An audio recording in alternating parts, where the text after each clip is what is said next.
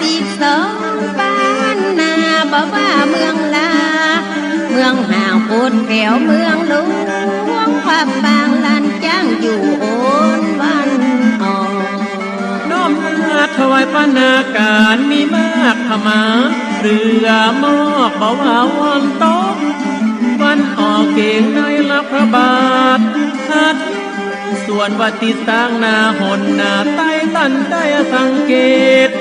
สังกานะพุ่งสีอโยธยามีจอมราชาธิราชทรงนางเจ้าสามวายาหินเมืองมาเบิ้นนานขนาดถึงบนลมไตโลกกันนาราชโอรสลองเป็นยินข่าวแผ่นดินล้านนาเสียงลือจาเก่งพระองค์ทรงได้สาวเวงจัดเก่งไข่ป่าหลงทองพญานาคโลกองค์คำใครก็เอากรรมนั้นมาสอนนะขนาดละพญาฟ้าหออวดเธอไฟฟ้าใจยกนิ้วคือกันลานนาตาว่าเฮิงห่าวแต่จริงระมหาจักรพรรดิราชวงศ์มิ่งยอมคือระพญาและเต้าเชียงใหม่ยอมราชาทิศตะวันตกคือเต้าโลกผู้ยิ่งใหญ่องค์ยักษ์ก่าวพัดยกให้ละพญาเชียงใหม่ดีย้ำกันว่าเจ้าลุ่มฟ้าดีโลกเพียบเหมือนโอรสสาวานักผู้สามารถอาจหารนำทัพสงครามให้ตึงบัดเต้าบรมตรดิโลกังราชาอโยธยาเจืองเจ้าก็เลยเริ่มตั้งตนเก้าระอุบายก่อศึกทรงพาตำรายุทธทางละพิชัยเหลี่ยมป้อมในลายนามน้ำว่าปูนดีไข่ลองจามจักสมดังน้ำยิ่งใหญ่พญาสิงห์แห่งเมืองเหนือป้าพญาเสือแห่งเมืองไตสะปะเจิงลายลูกไม้ก้อนไก่ออกมาล้องก้อยเปิ้นว่าจ้างจนจ้างแตกมั่งบยอมโอนถอยหินผาอยู่ยังผู้โดยกันยังผู้โพยโตแต่อยุธยาและล้านนาสู้กันมาแล้วก็ตั้งแต่แรกคนตึกก็มีหลายลับแผนกไฟพริบก็สติปัญญาเล่นกันตึงเล่ตึงหน้าคนเล่นกันแถวมนกัดหามันก็พญากูก็พญามันจะมอบได้จะตัวเปลี่ยนกันจนเปลี่ยนกันล้อเปลี่ยนกันเป็นตัวกันแต่ต้นแต่เก้าต่อเต้า30ว่ามีต่างตนต่างอีกเต็มที่มีแต่พอดวายพี่นากำนันอโยธยาแต่งเสนารักตั้งอามาตย์ทรงสารขออนุญาตที่โลกราชล้านนาว่าพ่ออยู่หัวเป็นนาเจ้าจะเข้าสู่ศาสตร์สันนาตู่ข้ามาไว้นาสัญญังพบเตนาข้าพระบาทปัญญาติโลกังราชาฮับกำสุมาปงอนุญาตฝากพลังกาเรียกบาทหมู่อำมาตย์น้ำไปว่าตั้งต่อนี้ไปหน้าตัวข้าขอพักจิตใหญ่อดีตกันที่ผ่านไปสิ่งใดมันคิดมันขาดจะขอจำระสะสางลบความบาดหมางที่ยังขาดเที่ยวทางหนตั้งละสะอาดเบื้องพระองค์พระบอกกำจูเรบูราณนาเข้าหาธรรมะกำสอนนาตั้งเก้าปฏิสั่งถอนวัดวาอารามดีกว่าสัจจะและอธิษฐานสาบานต่อดินต่อฟ้าคุ้มเย็นและชีวิตของข้าจะพอทำเตความดีเจิงเตวบุตรว่าตาต้านมาห่วม จะขอสร้างป่าลำมีคือนกบุรีการกุงบำรุงศาสนาฮับอาสาหมายมุ่งหลังได้ทุกบ้านการกรุงไปไหวเขตแควนมนต์ท้องนิมนต์ครูบาสั่งนาคะคณะนิกายตีหนเผยแผ่ธรรมของชนละแผ่นดินล้านนาเชียงใหม่สร้างแปลงวัดวาอารามทุกเขตข้ามไก่บอกว่าตกออกเหนือใต้ต้านใดคำสาสร้างนาบ่คือหมื่นดำพาคนเดินทางไปเมืองลังกาถึงเมฆยักษ์ไก่น้ำนาพญาคือไปจนหอหมื่นดำพักมุกนาบุญนามีของรูปเจดีย์งามปอดเลยพลิกมาแปลงเจดีย์ยอดตั้ง7 ลอดดีงามพระเจ้าตีโลกการาตันตรงใจอุปาธรรมขนานชื่อไว้ใส่นมหาโพธาราม7 ยอดสร้างสัตตมหาสถานสร้างติวิหารจุง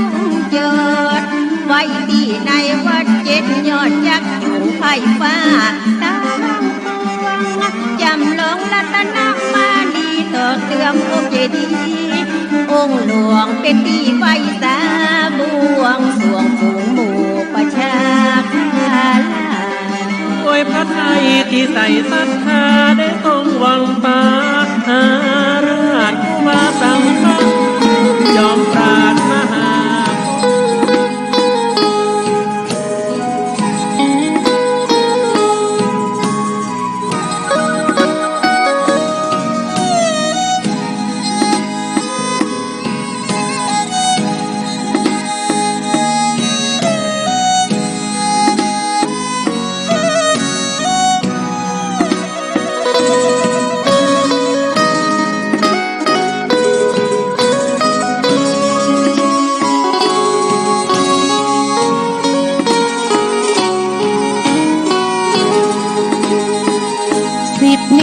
วันทาท่านครูบาเจ้าศรีวิชัยนักบุญแห่งล้านนาไทยต่างกราบไหว้เคารพบูชาท่านสร้างความดีมากมีสุดพันละนาสืบทอดพระศาสนาครูบาคือพระผู้สร้างทั่วแดนล้านนาที่ท่านครูบาเจ้าศรีวิชัยท่านได้ไปสร้างเอาไว้มากมายวัดว่าต่างๆสร้างองค์เจดีย์หลายที่ครูบาเดินทางสร้างกุฏิและพระวิหารวัดวาอารามทั่วแดนล้านนาท่านสร้างถนนขึ้นวัดโดยสุเทพเชียงใหม่ท่านสร้างโรงเรียนมากมายให้เด็กทั้งหลายได้เรียนศึกษาสร้างอนามัยคนเจ็บป่วยไข้ได้ไปพึ่งพาสร้างสะพานสัญจรไปมาผลงานครูบาเจ้าศรีวิชัยหลายครั้งหลายคราที่ท่านครูบามีมารผจญครูบาตรัสฟังอดทนได้หลุดพ้นทุกพังคอยภัยด้วยบุญบารมี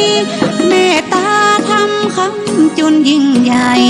10 นิ้วน้อมนำกราบไหว้ครูบาศรีวิชัย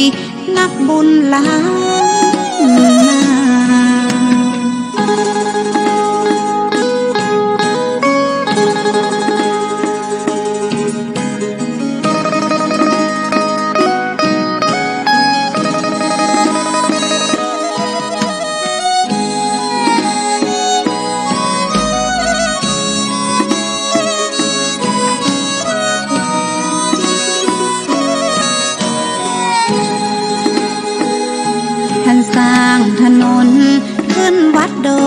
สุเทพเชียงใหม่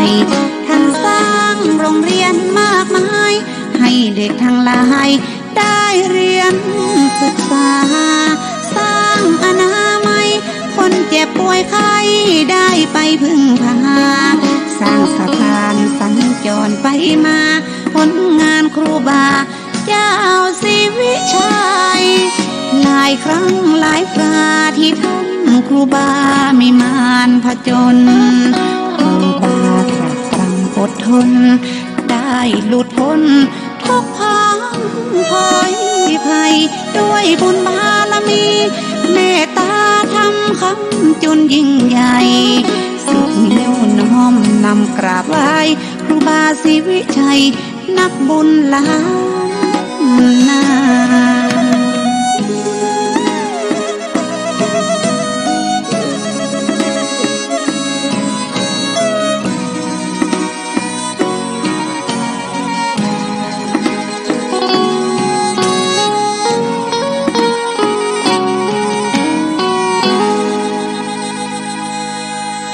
นะโมตัสสะภะคะวะโตอะระหะโตสัมมาสัมพุทธัสสะนะโมตัสสะภะคะวะโตอะระหะโตสัมมาสัมพุทธัสสะนะโมตัสสะภะคะวะโตอะระหะโตสัมมาสัมพุทธัสสะอะยังวุจติสิริวิชโยนามะมหาเถโรอุตตมะสีโลนะระเตเวหิปูจิโตโสระโหปัจจยาตินังมหาลาภาภวันตุเมอหังวันตามิสัพพตาอหังวันตามิศิราสาอะหังวันตามิสัพพโสสาธุสาธุสาธุอนุโมตามิพระมหาเถระรูปนี้ซึ่งพุทธศาสนิกชนพากันเรียกขานว่าพระมหาเถระครูบาเจ้าสลีวิจัยผู้มีศีลอันอุดมผู้อนนรชนเหล่าเทพพยดาตั้งหลายกราบไหว้บูชาท่านเป็นผู้สมควรแก่เครื่องสักการะบูชาอันมีปัจจัยสี่เป็นต้นขอให้ลาภะ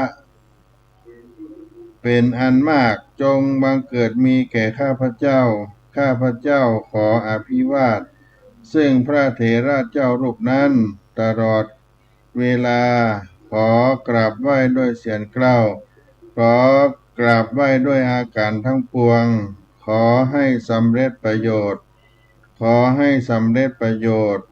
ขอให้สำเร็จประโยชน์แก่ข้าพเจ้า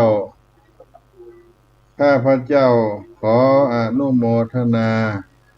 น้อมไว้สาปารมีธรรมครูบาเจ้าสลีวิจัยตนบุญแห่งล้านนาไทยกราบไหว้สาพระเถรานุเถระครูบาอาจารย์เจ้าทั้งหลายจุตนจุองค์เจริญสุขเจริญธรรมพุทธศาสนิกชนทั้งหลายที่ได้สดับรับฟังธรรมะทางสถานีวิทยุคลื่น FM 104.50 เมกะเฮิรตซ์สถานีวิทยุวัดฝายหินตำบลสุเทพอำเภอเมืองจังหวัดเชียงใหม่ใน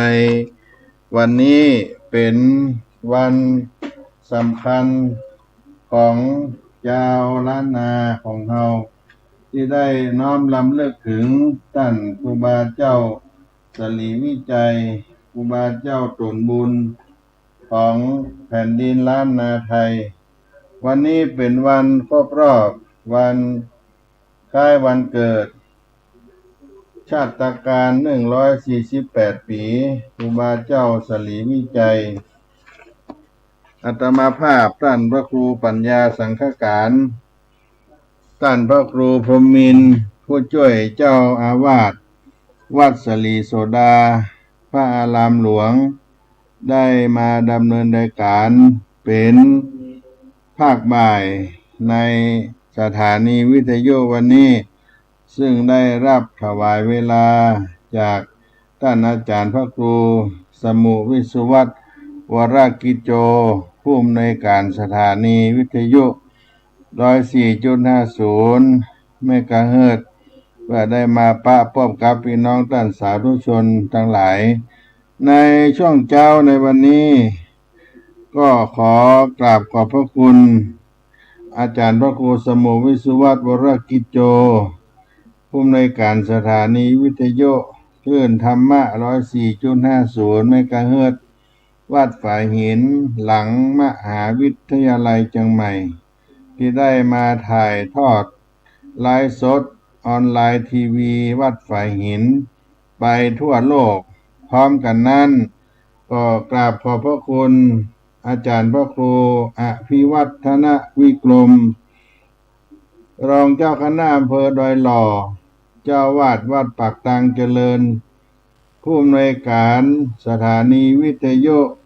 คลื่นสีขาวเพื่อชาวประชาได้รับสัญญาณออนแอร์สถานีวิทยุไป28สถานีอันมีจังหวัดเชียงใหม่เชียงรายลำพูนแพร่น่านลำปางและพะเยาอันนี้ก็เป็นสถานีที่เป็นเครือข่ายออกไปในช่วงเช้าวันนี้ในนามของพระเดชพระคุณพระธรรมวชิรโกศลคณะสงฆ์วัดสลีโสดาพระอารามหลวงอนุสาวรีย์ครูบาเจ้าสลีวิจัยคณะศรัทธาวัดสลีโสดาและกองทุนน้อมรำลึกครูบาเจ้าสลีวิจัยก็ขอกราบขอบพระคุณอีกครั้งหนึ่งครับสถานีวิทยุแม่คายหลวงวัดฝายหินและวัดปากตังเจริญคลื่นสีขาวเพื่อชาวประชาสองสถานีนี้ทุกวันนี้ก็เหมือนครับเป็นสถานีเดียวกันก็ได้ฟังธรรมะจากครูบาอาจารย์ตลอด24ชั่วโมงอันเป็นพโยชนะอันยิ่งใหญ่แก่คนตั้งหลายตั้งปวงก็ได้ถวายเวลาระหว่างตีห้าไปถึง8 โมงเกิงโดยประมาณในเจ้าวันนี้ในโอกาสงานครบรอบชาตการ148ปีอนุสาวรีย์ครูบาเจ้าสลีวิจัยซึ่งทางคณะสงฆ์วัดสลีโสดาคณะศรัทธาบ้านน้ำตกให้แก้วกองทุนน้อมรำลึกครูบาเจ้าสลีวิจัยศรัทธาสาธุชนทั้งหลายทั่วไปได้น้อมรำลึกถึงครูบาเจ้าสลีวิจัยในโอกาสครบรอบวันชาตการ148 ปีปีนี้ตรงกับวันพฤหัสบดีที่11เดือนมิถุนายนพุทธศักราช2569ดำเนินการโดยคณะสงฆ์วัดสลีโสดาพระอารามหลวงจังหวัดเชียงใหม่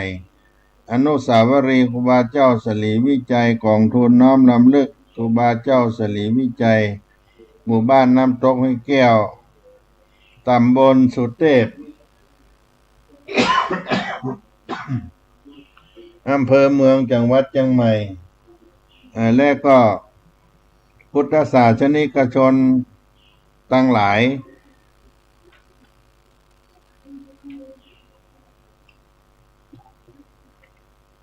ที่ได้มาร่วมสมปานตานปารมีอุทิศแด่ครูบาเจ้าสลีวิจัยในวันนี้148 ปีชาตการก็เป็นระยะเวลาช่วงการเวลาแห่งท่านครูบาเจ้าสลีวิจัยได้กำเนิดมาในแผ่นดินล้านนาของเฮาท่านทั้งหลายได้เกิดตันอย่างพระเดชพระคุณหลวงพ่อพระเทพปริยัติซึ่งได้มาเป็นประธานในวันนี้และมีท่านวรุษ วิสิตศิลป์เป็นประธานฝ่ายฆราวาสเป็นนายอำเภอเมืองเชียงใหม่ในตำบลสุเทพอันมีพระเดชพระคุณพระธรรมเสนาบดีเจ้าคณะภาค7ได้มอบหมายให้ท่านอาจารย์พระมหาสุนทรได้มาโปรดเมตตาแทนพระเดชพระคุณพระธรรมเสนาบดีหลวงพ่อเจ้าคณะภาค7และมีพระเดชพระคุณหลวงพ่อพระเทพปริยัติที่ปรึกษาเจ้าคณะภาค7เจ้าวาดวัด7 ยอดมหาโพธารามนครเชียงใหม่เป็นประธานฝ่ายสงฆ์ในเจ้าวันนี้ท่านนายอำเภอเมืองเชียงใหม่ท่านวรุษวิสิตศิลป์ได้เป็นประธานฝ่ายฆราวาสที่ได้น้อมทำบุญที่ควงอนุสาวรีย์ครูบาเจ้าสลีวิจัยตั้งแต่ตะวามานี้เป็นวันพุธที่10 มิถุนายนเป็นวันจัดแต่งดาเตรียมการตานถวายอุทิศครูบาเจ้าศรีวิจัยตั้งแต่8 โมงเช้าเป็นต้นมาก็ได้เป็นการเตรียมสถานที่ที่ควงอนุสาวรีย์ครูบาเจ้าสลีวิจัยและวันพฤหัสบดีในวันนี้เวลา6 โมงเช้าได้ถวายสักการะองค์อนุสาวรีย์ครูบาเจ้าสลีวิจัยทำบุญตักบาตรพระภิกษุสามเณร219 รูปเวลา7:29 นาทีเจริญพระพุทธมนต์สมโภชถวายทานโอกาสครบรอบ148 ปีชาติการกำเนิดครูบาเจ้าสลีวิจัยและเวลา9 นาฬิกาโครงการสักการะครูบารักษาน้ำตกห้วยแก้วโดยสำนักงานคุมประพฤติท่านจิราพรเพิ่มพูนผู้อำนวยการได้ร่วมกันตลอดถึงศรัทธาประชาชนที่ได้มาร่วมเป็นเจ้าภาพลงทานอาหารถวายปัจจัยและถวายทานแก่ครูบาเจ้าสลีวิจัยบางท่านก็เกิดวันนี้ตรงกับวันเกิดครูบาเจ้าสลีวิจัยก็มาอนุโมทนาทานด้วยกันหลายๆที่ทั่วแว่นแคว้นล้านนาโดยเฉพาะจังหวัดลำพูนได้จัดกันมาเป็นเกินเดือนแล้วก็ญาติโยมเพิ่นได้เทิดทูนครูบาเจ้าเอาไว้เป็นบุคคลสำคัญของโลกในอนาคตต่อไปนี่ก็แห่ลูกเหมือนครูบาเจ้าคณะทั้งหลายแต่ละวัดละวาก็ต้อนรับกันไปตั้งแต่อำเภอลีมาถึงอำเภอเมืองลำพูนผ่านอำเภอบ้านห้องอำเภอป่าซางอำเภอเมืองเชียงใหม่นี่ก็เป็นกระบวนการใหญ่ก็เพราะว่าท่านเจ้าครูบาสลีวิจัยนั้นได้ถือกำเนิดในถิ่นอำเภอลีจังหวัดลำพูนเป็นภูมิลำเนาของท่านเพราะฉะนั้นเจ้าลำพูนก็ได้ช่วยการจัดงานอันนี้อันยิ่งใหญ่วันนี้คงจะได้อาราธนารูปเหมือนครูบาเจ้าเข้าไปสู่วัดพระธาตุหริพูนชัยวัดหลวงลำพูนก็เป็นการยกยอตานครบรอบวันคล้ายวันเกิดครูบาเจ้าสลีวิจัยด้านสาธุชนทั้งหลายครูบาเจ้าสลีวิจัยตนบนแห่งล้านนาไทยเป็นลูกคนที่3ของพ่อควายแม่อุตสาเกิดที่บ้านปางอำเภอลีจังหวัดลำพูนเกิดวันอังคารที่ตรงกับวันที่11 มิถุนายนพุทธศักราช2421เดือน9เหนือออก11 ค่ำปีญีโจรละสักขาดได้ 1,240 เดิมชื่ออินตาเฟือนหรืออ้ายฟ้าห้องอินตาเฟือนหรือฟ้าห้องสู่เพศบรรพชิตตอบแทนคุณของพ่อแม่เข้าศึกษาเป็นศิษย์ของพระอาจารย์คัตติยะวัดบ้านปางและได้อายุ18 ปีก็ได้ขอบรรพชาเป็นสามเณรได้ศึกษาใน การเขียนเรียนรู้ภาษาไทยภาษาล้านนาพื้นเมืองเหนือภาษาบาลีสันสกฤตจนลูกได้อายุ21 ปีได้อุปสมบทเป็นพระภิกษุมีนามว่าสิริวิชโยและไปศึกษาปฏิบัติธรรมกับพระอาจารย์อุปละที่วัดดอยแตอำเภอแม่ทาจังหวัดลำพูนในปัจจุบันเป็นสายปฏิบัติธรรมกรรมฐานของล้านนาไทยท่านครูบาศรีวิจัยหรือท่านครูบาเจ้าศีลธรรมนี่มีผลงานมากมายตั้งแต่ปี 2442 เป็นต้นมาได้สร้างวิหารได้สร้างกุฏิหอพระไตรปิฎกทั่วแว่นแคว้นล้านนาตั้งแต่บ้านปางบ้านเกิดจอมสลีไซมูลบุญเลียงและอีกหลายๆวัดจังหวัดลำพูนเชียงใหม่ลำพูนเชียงใหม่เชียงไฮ้ที่จังหวัดลำพูนกับพระธาตุหริพูนชัยวัดพระพุทธบาทตักผ้าทางจังหวัดลำปางก็มีวัดพระแก้วดอนเต้าเป็นต้นที่พระเจ้าตนหลวงต้องเอี้ยงเมืองพะเยาก็วัดสลีคมคำหลายๆที่ไปถึงเมืองแป่เชียงไฮ้วัดพระธาตุจ่อเฮพระธาตุเจ้าดอยตุงและจากนั้นก็ได้จาริกธรรมไปหลายที่หลายแห่งที่จังใหม่ของเฮานี้ก็มีวัดพระสิงห์หลวงวรมหาวิหารวัดสวนดอกพระอารามหลวงได้มาบูรณะเจดีย์วิหารต่างๆนานาหอไตรหอธรรมเหล่านี้เป็นต้นผลงานสำคัญได้สร้างต่างขึ้นวัดพระธาตุดอยสุเทพวัดพระธาตุดอยสุเทพวรวิหารราชวรวิหารวันที่9 พฤศจิกายน 2477ท่านได้นำคณะมหาชนพุทธศาสนิกชนทั้งฝ่ายสงฆ์ฝ่ายฆราวาสทั้งหลายคหบดีพ่อค้าประชาชนชาวเชียงใหม่ลำพูนหรือล้านนาไทยของเราที่นี่ร่วมใจกันบุกเบิกสร้างทางขึ้นดอยสุเทพระยะทาง11 กิโลเมตรโดยใช้เวลา5 เดือนกับ22 วัน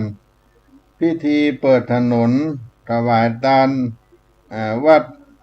สลีโสดาโดยในปี 2478 และเปิดถนนขึ้นดอยสุเทพการสร้างทางนั้นใช้เวลา5 เดือนกับ22 วันก็ได้มาเปิดถนน 2478 โดยท่านได้นั่งขึ้นรถยนต์เป็นคนแรกคันแรกขึ้นสู่วัดพระธาตุดอยสุเทพและผลงานชิ้นสำคัญสุดท้ายท่านได้สร้างสะพานข้ามแม่น้ำปิงระหว่างจังหวัดลำพูนเชียงใหม่ที่อำเภอสันป่าตองเป็นสะพานศรีวิชัยนุสรณ์มาจนถึงทุกวันนี้ข้ามไปเป็นวัดจามเทวีวัดพระลอดมหาวันเหล่านี้เข้าไปสู่เมืองลำพูนท่านก็ได้อาพาธด้วยโรคฤทธิ์ดวงทวารหนักเมื่ออายุได้60 ปีได้ถึงการมรณะละสังขารไปวันที่21 กุมภาพันธ์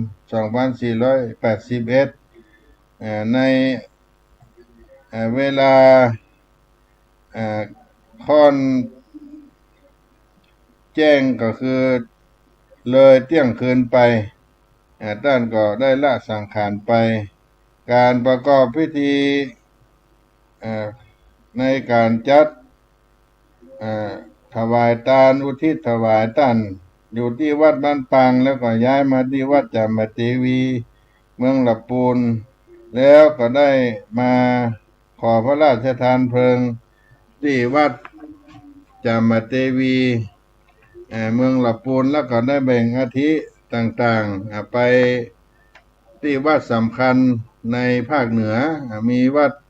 บ้านปางวัด หลวงหลับวัดพระธาตุวัดบ้านปางวัดสิงห์วัดสวนดอกเหล่านี้ห้องหันที่ไว้อาทิกระดูกของท่านวัดพระแก้วดอนเต้าลำปางกานี่นะญาติโยมประมาณ5-6 ปีที่เพิ่นได้บรรจุอาทิธาตุท่านครูบาเจ้าหลังได้ขอพระราชทานเพลิงไปแล้วที่วัดจามเทวีอันนี้ก็เป็นประวัติโดยสังเขปที่แนะนำเอามามาจ๋าในโดยสังเขปในชีวประวัติของท่านเจ้าครูบาศรีวิจัยซึ่งได้ถือโอกาสว่าวันนี้เป็นวันที่เราได้หวนรำลึกนึกถึงยังปารมีธรรมท่านเจ้าครูบาศรีวิจัยหลายที่หลายแห่งที่มีรูปเหมือนรูปหล่อครูบาเจ้าก็คงจะทำบุญให้ทานกันส่วนที่วัดศรีโสดาอนุสาวรีย์ครูบาเจ้าศรีวิจัยหมู่บ้านน้ำตกให้แก้วแห่งนี้ก็ได้จัดกันไปในช่วงเช้าวันนี้สำเร็จลุล่วงไปด้วยดีได้มีพระเดชพระคุณพระธรรมพระเทพปริยัติที่ปรึกษาเจ้าคณะภาค7ที่เป็นเจ้าอาวาสวัด7 ยอดมหาโพธารามได้มาเป็นประธานฝ่ายสงฆ์แล้วก็ท่านนายอำเภอเมืองเชียงใหม่ท่านวรุษวิสิตศิลป์ตลอดถึงข้าราชการตำรวจท่านนายกสุรเชษฐ์ตาคำมานายกเทศบาลเมืองสุเทพและก็มีอุทยานแห่งชาติดอยสุเทพปุยตลอดถึงกำนันตำบลสุเทพพ่อกำนันอำนวยบ้านดอยปุยผู้ใหญ่บ้านในตำบลสุเทพและที่สำคัญคณะสงฆ์ในตำบลสุเทพตั้งแต่วัดพระบรมธาตุเจ้าดอยสุเทพลงมามีพระเดชพระคุณพระธรรมเสนาบดีเป็นต้นตลอดถึงครูบาอาจารย์หลวงพ่อเจ้าคณะอำเภอเมืองเชียงใหม่ก็อยู่ที่ตำบลสุเทพของเรานี่เจ้าคณะตำบล2 เขตได้มีวัดป่าแดงมหาวิหารวัดผาลาดได้มาเป็นทรงพิธีแล้วก็มีวัดช่างทองวัดอุโมงค์วัดฝ่ายหินเจ้าเก้าสถานีวิทยุได้มาถ่ายทอดการทำบุญเนื้อตาลพร้อมกันนั้นก็มีเครือข่ายสถานีวิทยุของท่านอาจารย์พระครูอภิวัฒนวิกรมคลื่นสีขาวเพื่อชาวประชาแห่ง28 สถานีไปทั่วภาคเหนือตอนบนเชียงใหม่เชียงรายลำพูนลำปางไปน่านพะเยาเหล่านี้เป็นต้นขอโอกาสนี้ขอบพระคุณอีกครั้งหนึ่งครับท่านพุทธศาสนิกชนทั้งหลายขอ อนุโมทนากับเจ้าภาพลงทานทั้งหลายจู้ผู้ในคนเทรนเนอร์ก็พักกันสักกรรมก่อนเนาะ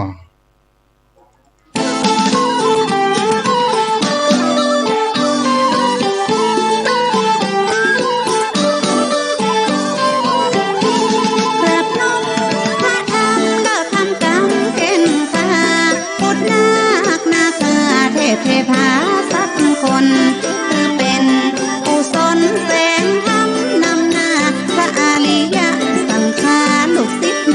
หาโคดม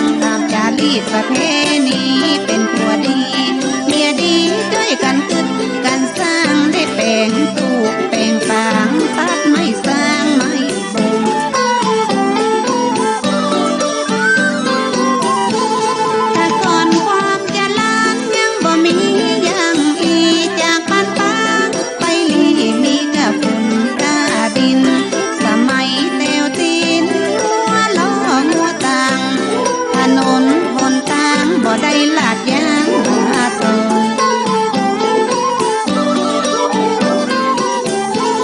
กินเผือกกินของตามดอยมอนกวางเก็บเห็ดไข่ห่านบอกว่าเห็ดฝอยเห็ดลมเห็ดไข่เหลืองเห็ดโคนออกตามดงป่าแพะป่าไม่เป่าไม่แงะป่าไม่เหียงไม่ตึงเสียงสะล้อซอซึ้งยามกลางคืนดังกองสูงไฟนั่งลมป้องปั่นไฟใบขาพ่อควายแม่อุตสามีฐานะลำบากเขาจะตั้งจะตากบ่มีสักเปียกสักแห่ง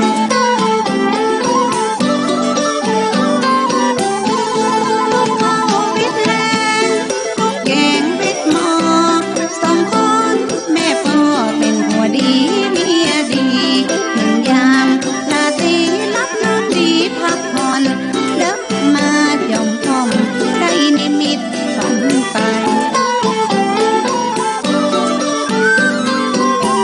แม่ฝันเข้าดงไผ่ที่ป่าไม้ใหญ่กว้างทอดทานใจลังหันสลีมหาโพธิ์กิ่งก้านใหญ่โตพร้อมใบโพลมลื่นสัดน้อยใหญ่สดชื่นอากาศลมลื่นชื่นเย็นมีทั้งในหอกเห็นอีเล่นจนแจนกเอียงนกแลไก่แก่เดือคมร่างพอกลิงลมสัดนาใหญ่น้อยหลายปันหลายร้อยเป็นที่น่าภูมิใจ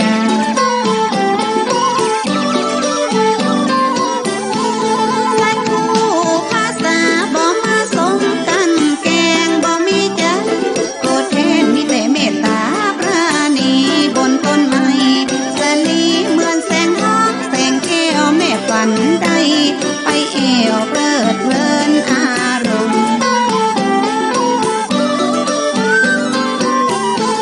แม่มองหกมองแม่ก็ลุกนึ่งเตาแม่ก็เลิกได้เล่าความฝันเมื่อพ่อควายบ่ได้เป็นลางไหลลมจมฝนปีเป็นนิมิตหมายที่ดีได้เกิดขึ้นกับครอบครัว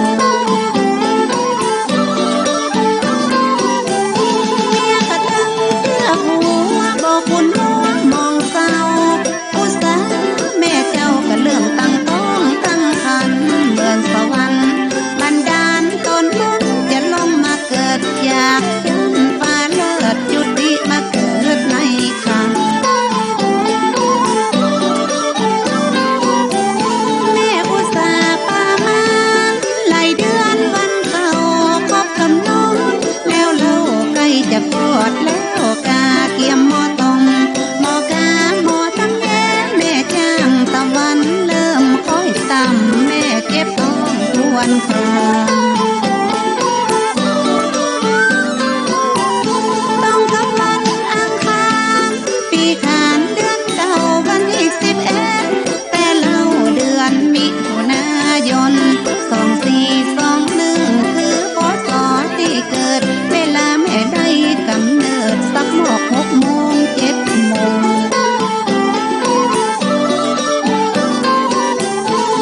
ต้องฟ้ามืดมนมีกับฝน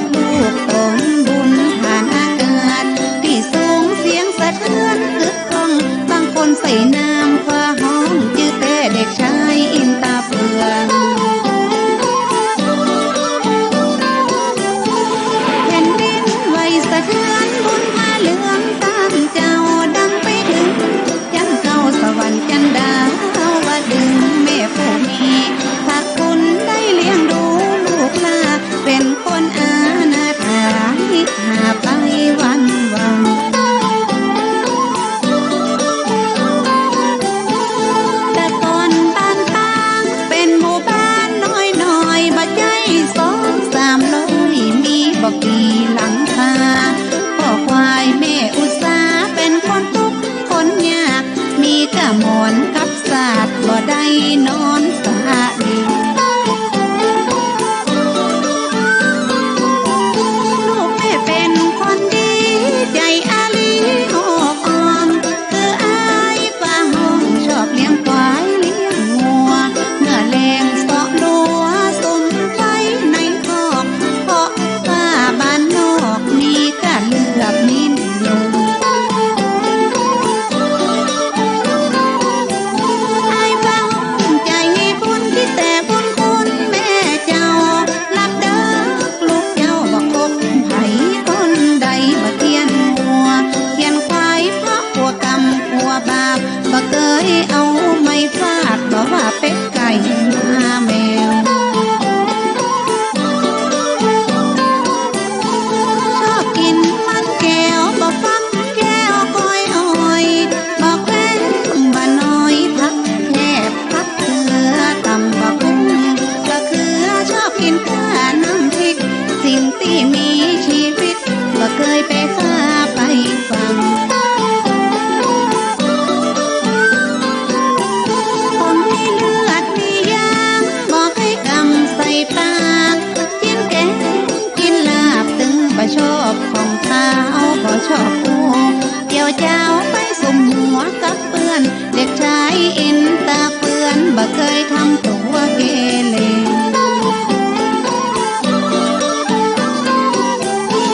ใจกว้างเหมือนทะเลบ่เคยเข็นเคยคาปะนั้นบิดาได้ไปหาป่านอนายป่าลิมเข้าใส่เอาทางไว้ในหม้อจะเอาแกงใส่หนอรอคือตาวันแลแม่ตำน้ำพริกใส่แกงจะให้หอมแดงขมิ้นข้อควายได้นั่งนิ่งจะได้กินแกงเมื่อแลงได้ยินเมียแปลงข้อควายไปพอป่าในองค์ในหม้อไผ่มาลักเอาไป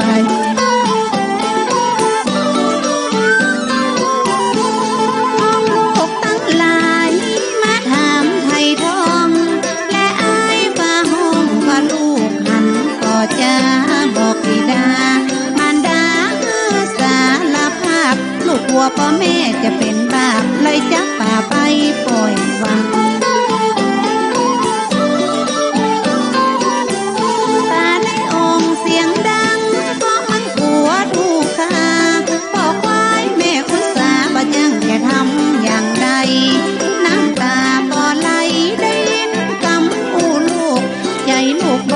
ริสุทธิ์เลยขอร้องต่อไป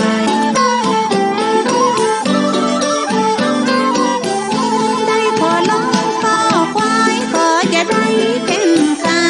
เพื่อเลิกเป็นนักฆ่านักล่านายทานลูกจะจ้อยทำงานทำสวนปลูกข้าวปลูกบะแตงบะเต้าปลูกถั่วเน่าถั่วดินได้นิตอนจำศีลใจนิ่มเตรียมตอมได้รัดตาต้องดอนท่านได้เดินทุดงใจเป็นผู้สนโกดหลงเลิกละชื่อผู้บาคัตติยะใจธรรมะธรรมโม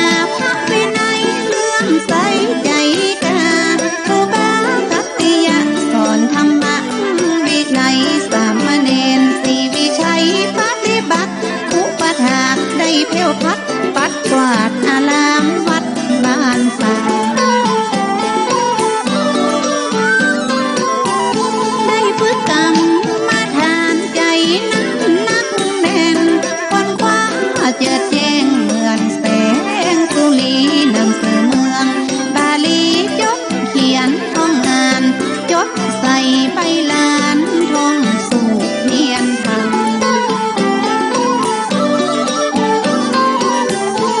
ปัญญาแตกฉานความจำเป็นเอกอายุได้เศร้าเอกอย่าได้เป็กทันทีวัดบ้านห้องหลวงงามดีทำพิธีเป็กพระโคบาสมมณะเป็นพระอุปัชฌาย์ได้ฉายาศิลิวิชัยโยภิกขุตามที่บ้านได้อุปวัตท่านเจ้าครูบาคัตติยะเป็นอาจารย์องค์แรกศึกษามาทุกแบบฝึกกรรมฐานวิปัสสนา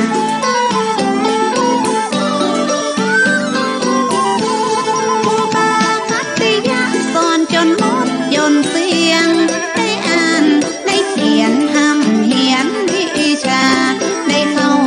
ศึกษาเรียนถึงธรรมะไว้สาครูบาอุปละแม่ทาวัดดอยเส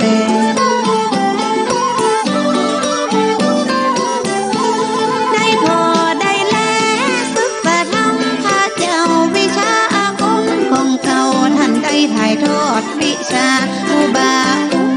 ปละดือศีลเข่งขัดเฮียนได้1 ปีแต่ตักแล้วได้หวนขับบ้านป่า2444อายุ34 ปีพอดีพรรษาที่4แต่นาท่านได้ศึกษาคัมภีร์ไปลานธรรมะจนครูบาคัตติยะจะลิกออกจากบ้านป่าครูบาไปอยู่ในการไทยบหันโอใดครูบาศรีวิชัยได้รักษาการแทนได้รับตำแหน่งเป็นเจ้าอาวาสท่านเลิกบุหรี่เมี่ยงหมากเลิกฉันเนื้อสัตว์นา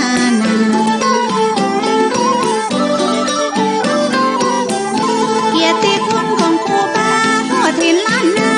ผู้แจงดังไปทั่วแคว้นผู้ทรงศีลงดงามได้บำเพ็ญ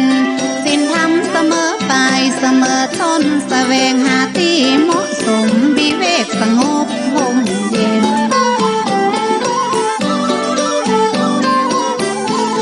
เวลาจะบำเพ็ญวัดเก่าสังติดกับบ้าน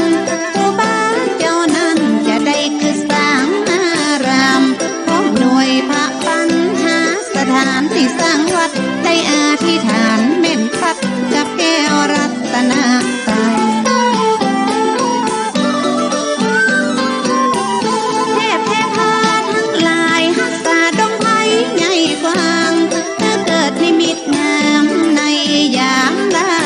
พระจันทร์เปล่งพลัดสมีเต็มดวงลอยกว้างพบเห็นในยามวิกาลมีแสงสว่างเรืองรองเหมือนแสงเงินแสงทองเรือง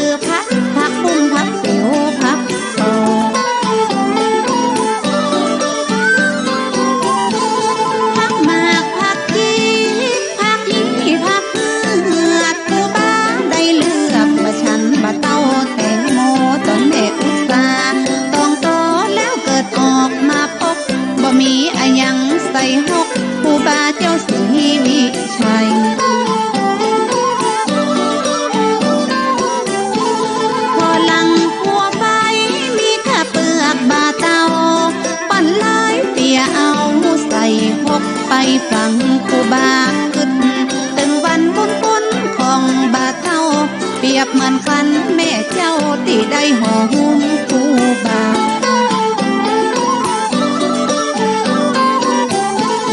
มีความศรัทธา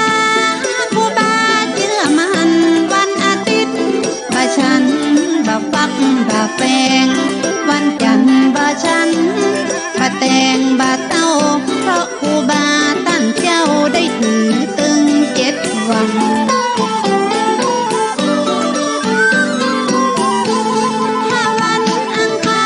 ฉันบะเขือบ้านวันพุธ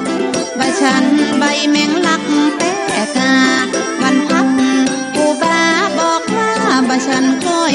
วันศุกร์แถมต้อยครูบาบะฉันเต่า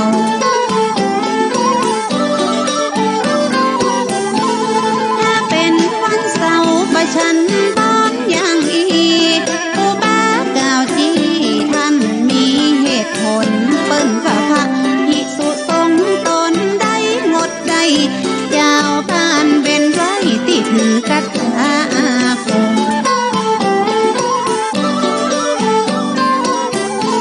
โปรดสัตว์โปรดคนได้ลัดดงนาป่าหง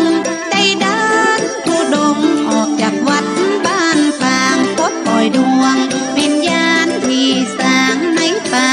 พักพดในป่าจ้าสู่ถิ่นเจ้าเขาเจ้าดอกเจ้าเขาได้ถอยศาสนาพระเจ้าหลายชนหลายเผ่ากะเลียงปะหลงโมเสอไตหลวงกะเลอเพราะว่ามุงเย้าอีกก็โมเสอปักกายอมุ่งหมายเผยแผ่พระธรรม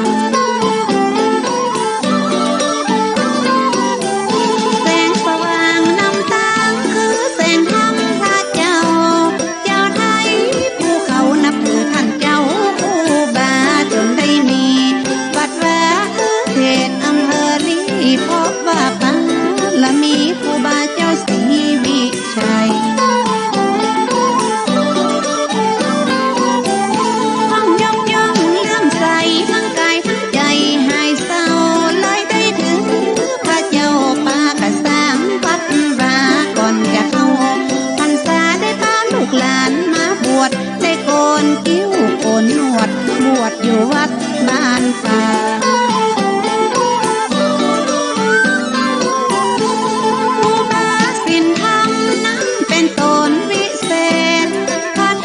สังเกตอย่างจิตใจของคนบอกว่าคนตุกคนจนบอกว่าเจ้าเขาชนบทพ้นจากความทุกข์โศกและคะตัณหาโลกี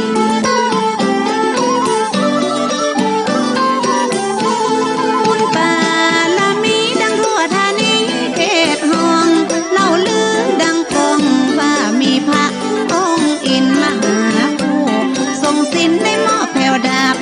เศษดังไปทั่วเขตคือดาบสลีกันใจ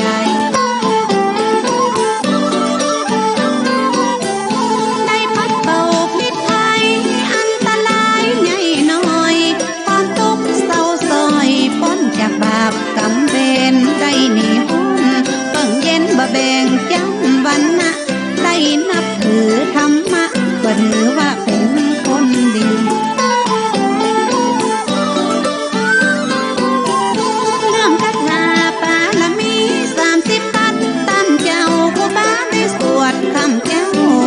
ประเทศแผ่กระจายหรือเทวดาดลใจบังเอิญได้ไปพบออกทุดงปักกดแล้วได้ไปพบพายันในกลางป่าดงดังไม่ต้องมีดอนมีห่างต้องน้ำเหินนั่นต้นหญ้าถูกเผาไฟบ่ใจนาคนไตเป็นของคนกะเลียงโดนไฟเผาเหี่ยเกี้ยงบ่ไม่ก็คือห้างนา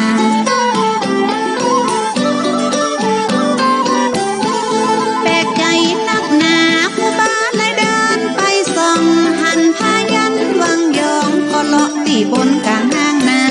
ตั้งให้เป็นคาถาบารมี30 ปัดเอามาเรียบเรียงเขียนคัดก็เป็นภาษาบาลี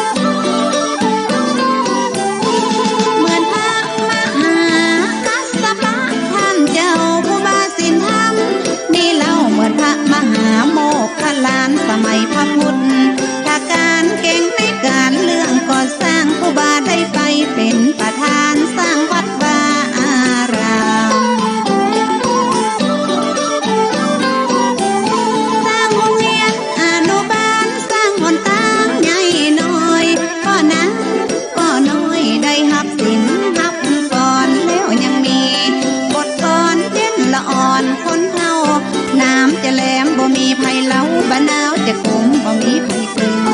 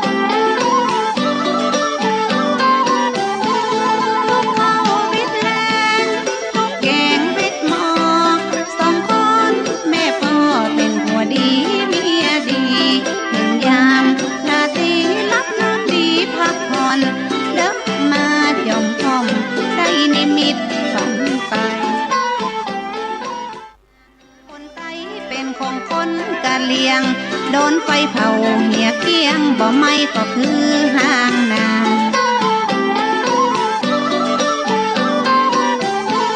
แปลกใจนักหนาผู้บ้านเลยเดินไปส่องหันพายันวังยองก็เลาะตีบนกลางห้างนา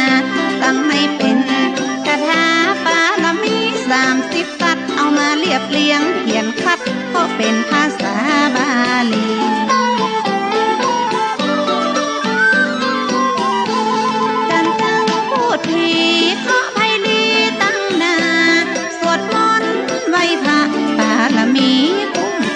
จะร่ำรวยเงินทองไว้ป่าละมีเก้าจำศักดิ์สิทธิ์เจนล้ำสืบมาหลายเจนคนบาได้เดินทุดงคาถาอาคมแก่กาพกห่มกายาคือผ้าสีกักดำผ้ากักห่ม วกใส่ว้อมหน้าหนาวมีตาละปะใบลานและมีลูกตาคำไม่สลีปั้นตนปฏิบัติสูงล้นเจริญด้วยศีลด้วยบุญพุทธคุณธรรมคุณสังฆคุณ108กรรมฐานบ่ฮือแตกลัดแดกคุณเขาล้านนา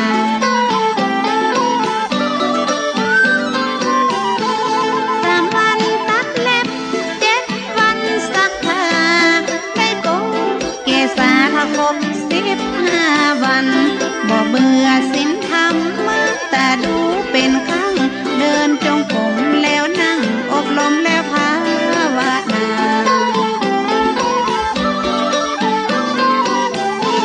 เหมือนพระมหากัสสปะท่านเจ้าผู้บาศีลธรรมนี่เล่าเหมือนพระมหาโมคคัลลานสมัยพระพุทธถ้าการเก่งในการเรื่องก่อสร้างผู้บาได้ไปเป็นประธานสร้างวัดวาอารามสร้างโรงเรียนอนุบาลสร้างหนทางใหญ่น้อยก็นะก็น้อยได้หับสินหับก่อนแล้วยังมีบทกลอนเย็นละอ่อนคนเฮาน้ำจะแหลมบ่มีไผเล้าบ้านาวจะคมบ่มีไผคืน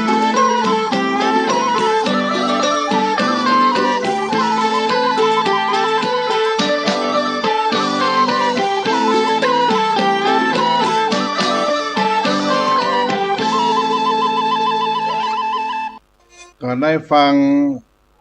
อัตตชีวประวัติเป็นการซอของแม่ครูทิพวรรณจันทร์สวยยังซอชื่อดังของเมืองเชียงใหม่อีกท่านหนึ่งก็เป็นเรื่องราวที่ได้กล่าวถึงการกำเนิดเกิดครูบาเจ้าสลีวิจัยให้ท่านทั้งหลายได้ทราบแล้วก็ได้เข้าบวชได้บรรพชาเป็นพระภิกษุเป็นสามเณรเป็นพระภิกษุแล้วก็ออกเผยแผ่งานศาสนาสถานต่างๆทั่วแว่นแคว้นล้านนาและในปฏิปทาของครูบาเจ้าสลีวิจัยท่านก็ได้เป็นผู้ปฏิบัติดีปฏิบัติชอบเคร่งครัดในพระธรรมวินัยในหลักธรรมคำสอนของพระสัมมาสัมพุทธเจ้าพร้อมกันนั้นท่านเจ้าครูบาสลีวิจัยก็ถือว่าเป็นตนบุญเป็นนักบุญที่ยิ่งใหญ่ที่อยู่ในจิตในใจของชาวล้านนาเฮามาจนถึงทุกวันนี้เพราะฉะนั้นการที่เขาได้มาลำลึกนึกถึงท่านครูบาเจ้าสลีวิจัยก็เป็นการที่ได้ไว้ได้สาในปารมีธรรมปารมีคุณของท่านด้วยแสดงถึงความกตัญญูกตเวทิตาธรรมต่อครูบาเจ้าสลีวิจัยที่เฮาเคารพนับถือท่านได้นั่งอยู่ในจิตในใจของมหาชนคนล้านนาของเฮามาโดยที่บ่มีวันเสื่อมคลายสลายไปครูบาเจ้าสลีวิจัยนั้นได้ชื่อว่าเป็นตนบนล้านนาไทยและอีกสมญานามหนึ่งที่ให้ความเคารพแก่ท่านว่าครูบาเจ้าศีลธรรมครูบาเจ้าศีลธรรมครูบาเจ้าสลีวิจัยนี่เป็นที่เราได้กราบได้ไหว้ครูบาเจ้าศีลธรรมนั้นได้เป็นแห่งนำหนึ่งที่มีการกล่าวไว้ว่าเป็นการตอบโต้เกี่ยวกับศีลและวินัยสงฆ์ของครูบาเจ้าสลีวิจัยคณะที่ได้ถูกซักซ้อมอธิกรณ์สอบถามในมหาเถรสมาคมณตำนักสมเด็จวัดบวรนิเวศวิหารเป็นถ้อยคำที่สมเด็จพระมหาสมณเจ้าและ สมเด็จพระราชาคณะรับรองว่ามีหลักปฏิบัติถูกต้องตามพระธรรมวินัยของพระพุทธเจ้าที่เพิ่นได้กล่าวกันไว้สังฆาการีได้ถามว่าพระคุณเจ้ารักษาศีลกี่ข้อครูบาเจ้าสลีวิจัยก็ตอบว่าอาตมารักษาศีล4 ข้อได้ยังบ่เต็มดีสังฆาการีก็โต้ตอบว่าพระคุณเจ้ารักษาศีลแค่4 ข้อเพียงเท่านั้นหรือและยังไม่เต็มอีกด้วยอันปาราชิก4 ข้อนี้อย่าว่าทั้ง4 ข้อเลยแม้แต่ข้อใดข้อหนึ่งยังรักษาไม่เต็มก็หมดความเป็นภิกษุเสียแล้วท่านครูบาเจ้าสลีวิจัยก็ตอบว่าแสดงว่าพระวินัยนั้นอาตมารักษาได้ไว้หมดจด227 ข้อแต่ศีล4 ข้อที่ว่ารักษาได้ไม่เต็มที่นั่นก็คือ 1. ปาติโมกขสังวรศีลมีจุลศีลมัชฌิมศีลและมหาศีลเป็นหลัก 2. อินทรียสังวรศีลการทอดอินทรีย์ออกมาซักล้างด้วยพระธรรมสม่ำเสมอจนเป็นศีล 3. โภชเนมัตตัญญุตามีสติสัมปชัญญะหูจักกินอย่างเขียมกินอย่างประหยัดบ้านเฮาว่าเขียมในโภชนะพอประมาณจนเป็นศีล 4. ชาคริยานุโยคมีความเพียรพยายามตื่นตัวอยู่เสมอศีล4 ข้อนี้อาตมาภาพรักษาได้ยังบ่เต็มที่เจริญพรดังนี้อันนี้ครูบาเจ้าก็แก้กับสังฆาการีถ้อยคำดังกล่าวมานี้แสดงให้เห็นว่าภิกษุฝ่ายลังกาวงถือเอาศีลเป็นธรรมฝึกฝนให้ดียิ่งขึ้นไปถึงอาทิศีลสิกขาในไตรสิกขาตามลำดับ1. ศีลสิกขาอาทิศีลสิกขาจิตตสิกขาอาทิจิตตสิกขาปัญญาสิกขาอาทิปัญญาสิกขาเอาศีลเป็นธรรมสมญานามเจ้าศีลธรรมของท่านเจ้าครูบาสลีวิจัยคุณธรรมของท่านดังที่หลวงพ่อพระเทพปริยัติได้กล่าวไว้ในการนุวาทเจ้าวันนี้ก็กล่าวไว้ว่าศีลทานขันติภาวนาเป็นคุณธรรมของท่านครูบาเจ้าสลีวิจัยเพราะฉะนั้นเราได้มาไหว้มาสาปารมีธรรมท่านเจ้าครูบาสลีวิจัยเราก็เจริญตามรอยครูบาเจ้าโดยเพราะว่าท่านนั้นเป็นสงเคราะห์ต่อคนต่างหลายไปทั่วแว่นแคว้นล้านนาทำมือเป็นผู้มีน้ำจิตน้ำใจน่องเหนียวกันไว้ซึ่งก็มีการฮื้อตานเป็นสิ่งที่เฮาเสียสละและก็มีการอู้การจาอันม่วนอ่อนหวานและการประพฤติสิ่งที่เป็นประโยชน์เรียกว่าอัตถจริยาความเป็นคนที่มีตนเสมอบ่ถือตัวเรียกว่าสมานัตตาคุณธรรมในสี่นี้เป็นหลักการสังคมสงเคราะห์เป็นกรณียกิจที่ทุกคนควรทำตามรอยท่านเจ้าครูบาสลีวิจัยที่ได้ประพฤติปฏิบัติด้วยว่าเป็นเครื่องยึดเหนี่ยวน้ำใจของกันและกันทำเมื่อผู้ที่บ่ใช่ญาติเป็นเหมือนญาติทำเมื่อผู้บ่รู้จักไม่คุ้นเคยเป็นญาติทำสังคมเป็นอยู่ด้วยดีก็ด้วยสังฆะวัตถุ4 ประการเป็นธรรมของการสงเคราะห์ที่เฮาตามรอยครูบาเจ้าสลีวิจัยด้วยพ่อแม่ศรัทธาทั้งหลายบางท่านก็เคยได้มากราบมาไหว้ที่อนุสาวรีย์ครูบาเจ้าสลีวิจัยแห่งนี้อันเป็นสถานที่ประดิษฐานรูปเหมือนครูบาเจ้าสลีวิจัยวัดสลีโสดาพระอารามหลวงแห่งนี้ก็เป็นการระลึกคุณงามความดีปางเมื่อเจ้าศีลธรรม ครูบาเจ้าได้มานั่งนักเป็นผู้สร้างตางขึ้นดอยสุเทพที่ได้จะลึกไว้ในแผ่นดินล้านนาของเฮาเพราะว่าครูบาเจ้านั้นเป็นตนบุญที่ให้มหาชนได้กราบได้ไหว้และได้มานั่งนักเป็นประธานในการสร้างตางขึ้นดอยสุเทพใจอุปกรณ์ธรรมชาติใจจอบใจเสียมใจมีดใจมุยขอบกเหล่านี้จะแรงเล็กก็ใช้เวลาเพียง5 เดือนครับ22 วันต่ออันครูบาเจ้าสลีวิจัยให้มหาชนคนทั้งหลายช่วยกัน5 เดือน22 วันได้สร้างตางขึ้นดอยสุเทพเมื่อวันที่9 พฤศจิกายน 2477เป็นวันปฐมฤกษ์ครูบาเจ้าสลีวิจัยเป็นตนบุญล้านนาไทยที่ได้สร้างตางขึ้นดอยสุเทพมีคุณมีประโยชน์อย่างยิ่งที่หน้าวัดสลีโสดาพระอารามหลวงแห่งนี้หมู่บ้านน้ำตกห้วยแก้ว3 แยกปากทางเข้าสู่น้ำตกห้วยแก้วเป็นนักบุญตนบุญที่ได้สร้างตางขึ้นดอยสุเทพระยะเวลาประมาณ11 กิโลเมตรในสมัยนั้นยังไม่มีเครื่องจักรเครื่องยนต์ทุ่นแรงเหมือนทุกวันนี้ท่านก็ได้พลังจากมหาชน5 เดือนกับ22 วันทางก่อนหน้านี้ทางฝ่ายบ้านเมืองได้พยายามที่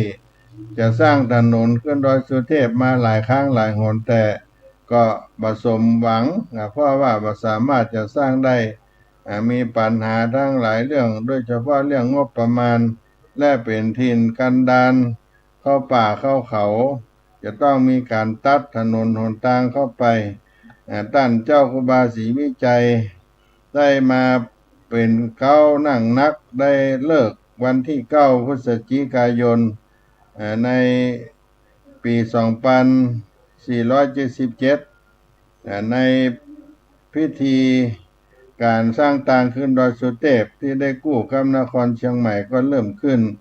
ในมหาชนชาวเชียงใหม่ลำพูนเป็นส่วนมากที่ได้มาร่วมกันในเวลาตี 1ของวันที่9ครูบาเทิมได้ประกอบพิธีชุมนุมเทวดาเชิญเทพยดาทั้งหลายทั้ง4 ทิศลงมาร่วมโมทนาและเวลา10 นาฬิกาเริ่มลงจอบแรกโดยท่านเจ้าแก้วนวรัตน์เจ้าผู้ครองนครเชียงใหม่เป็นผู้วางจอบแรกเป็นปฐมฤกษ์เริ่มต้นงานครั้งยิ่งใหญ่ในท่ามกลางแห่งเสียงชัยยมงคลของคณะสงฆ์ได้สวดชยันโตชัยยมงคลเอาเลิกเอาชัยศิษยานุศิษย์ของท่านครูบาเจ้าสลีวิจัยจากนั้นประชาชนทั่วสารทิศก็ได้มาสร้างช่วยกันโดยหวังอานิสงส์เป็นการปูชาพระบรมธาตุเจ้าดอยสุเทพและก็ครูบาเจ้าสลีวิจัยตนบุญของล้านนาเฮาได้สร้างแบ่งพื้นที่กันเป็นช่วงเป็นระยะในตอนเช้าก็มีการคนได้นำเอา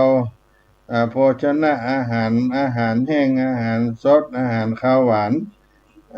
มาทำบุญล้นหลามที่ม่อนดอยวัดสลีโสดาที่นี่เป็นที่ต้อนรับแขกของครูบาเจ้าสลีวิจัยเป็นกองอำนวยการวัดสลีโสดาเป็นที่รับแขกของครูบาเจ้าสลีวิจัยได้มาพักอยู่ที่นี่ข้าวสารอาหารแห้งข้าวหวานต่างๆก็ยิ่งหลายมื้อหลายวันก็มากทวีคูณยิ่งขึ้นเป็นที่น่าสัจจรรย์ด้วยบารมี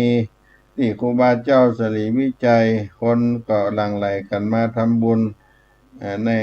ดังกล่าวที่ว่าสงเคราะห์ทั้ง4 ประการนั้น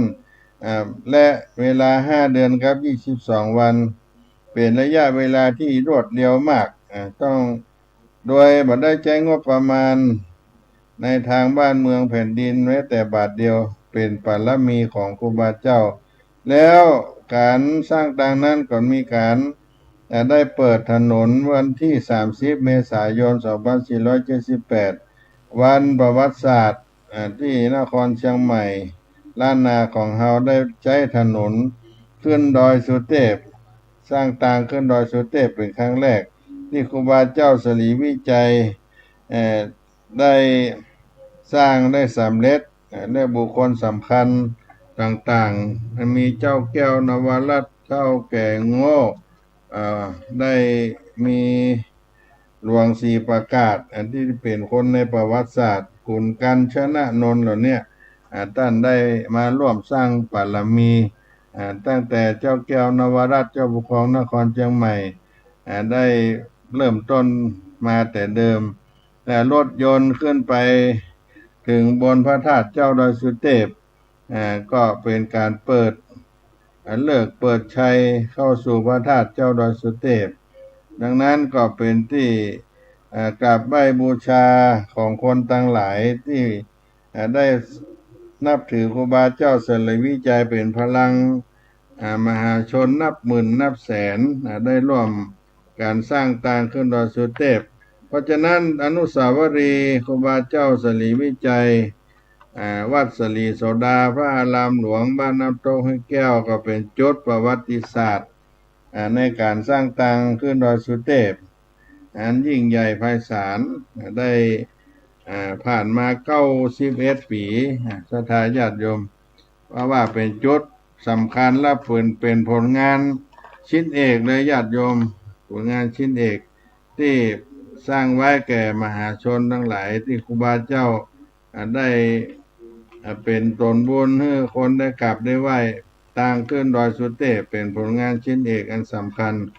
นี่ก็เอามาเล่าผู้สู่กันฟังว่าการที่วัดศรีโสดาพระอารามหลวงศรัทธาประจำตีนดอยสุเทพเจ้านี้ได้ช่วยกันสร้างกันทำก็เพื่อว่าได้เป็นการน้อมรำลึกถึงคุณงามความดีบารมีธรรมแห่งท่านเจ้าครูบาศรีวิจัยที่เป็นที่ไหว้ที่สาสักการะบูชาของเฮาท่านทั้งหลายวันนี้ก็เป็นวันอีกวันหนึ่งที่ครบรอบวันคล้ายวันเกิดของท่านเจ้าครูบาศรีวิจัยที่พ่อแม่ศรัทธาได้มาร่วมกันและก็ได้รับชมรับฟัง